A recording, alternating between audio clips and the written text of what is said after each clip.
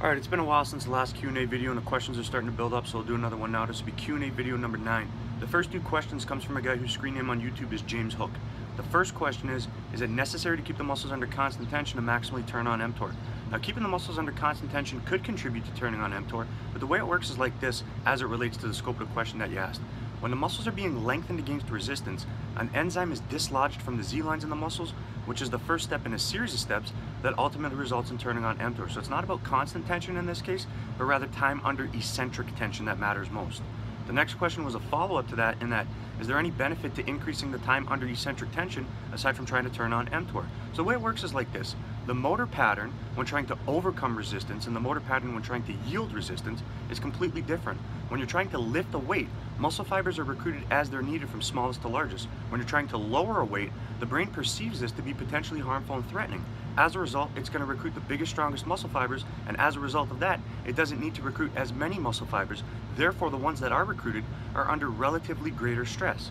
So the benefit to increasing the time under eccentric tension is that you're keeping the biggest, strongest muscle fibers working for longer, and this can promote growth in its own right. So there are other benefits depending on why you're doing what you do. Now the next string of questions comes from Hesham. The first one being, is there any way you could take the glutes and the hamstrings out of doing a deadlift? Because when he does deadlifts, his capacity to recruit those muscles is so high that his ass is getting too big. Here's the thing. The deadlift is a hip dominant movement. The major muscles responsible for producing force to perform that direction of effort of extending the hip are the glutes and the hamstrings. If those muscles are developing more than you want to from doing an exercise that's designed to target them, then stop fucking doing that exercise. You're not married to the exercise. You don't need to do it. A lot of people probably wish they had the capacity to recruit those muscles to develop them the way that you're doing them by doing a deadlift, and since they don't, they're doing all sorts of stupid shit that you'll see on Instagram these days. But as it relates to you, if you're not getting the return on investment that you want from doing something, stop fucking investing in that. The next question was, will 5x5 work? It could work. It's worked for a lot of people for a long period of time, which is why it stood the test of time. So I don't know if it'll work for you or not. You're going to have to give it a shot. I will say this, however. If your body's gotten desensitized to a certain amount of volume and 5x5 is similar to that, it's probably not going to work for you. However, if what you're doing is way more volume or way less volume, then by contrast, 5x5 might be very different and your body might respond positively because it would be very sensitive to that amount of volume. So will it work? I don't know. Give it a shot. The next question was, are flies bad? Now here's my take on an exercise being labeled bad. No exercise is inherently bad. An exercise is neutral. The person doing it and the way it's being done will determine its value. It's like a gun. A gun isn't bad, but when people load it with bullets, point it at other people, and unload rounds into them, all of a sudden the gun is bad. It's the person using it and the way it's being used that will determine its value. Now the next question was, is it necessary to include exercises in your strategy that overload a muscle in its longest, shortest, and mid-range positions? Now, it might be necessary depending on why you're doing what you do. If you want to build the most amount of muscle possible, you want to recruit and fatigue as many muscle fibers as possible throughout a muscle's entirety without overworking your capacity to recover. If you can do this without including a bunch of different exercises, then good for you. If you can't, then you might need to include exercise in your strategy that allow you to overload whatever muscle you're trying to develop in its longest, shortest, or mid-range positions. The next question was, you're feeling pain when doing incline curls. Is there any way around this?